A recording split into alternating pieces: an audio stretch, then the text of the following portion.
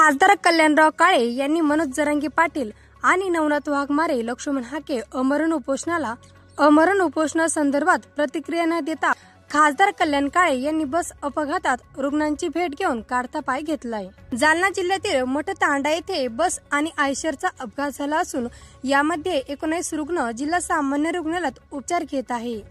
आज दिनांक 20 सप्टेंबर रोजी दुपारी 4 वाजेच्या दरम्यान जालना जिल्ह्याचे खासदार कल्याणराव काळे यांनी अपघातात रुग्णांची भेट घेऊन काढता पाय घेतला आहे। अंतरावली सराटीत मनोज जरांगे पाटील आणि अंतरावली सराटी वेशीवर नवनाथ वाघमारे, लक्ष्मण हाके मराठा समाजाला ओबीसीतून आरक्षण मिळू नये या मागणीसाठी अमरण उपोषणाला बसले आहे। या दोन्ही समाजाचे अमरण उपोषण सुरू आहे। या अमरण उपोषणाकडे सरकारने दुर्लक्ष केलेले आहे।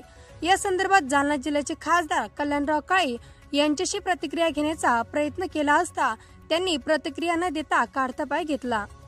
मात्र जालना जिल्ह्यात मनोज जरांगे फॅटमुळे खासदार कल्याणराव काळे विजयी झाले असल्याची चर्चा जोरात धरत आहे।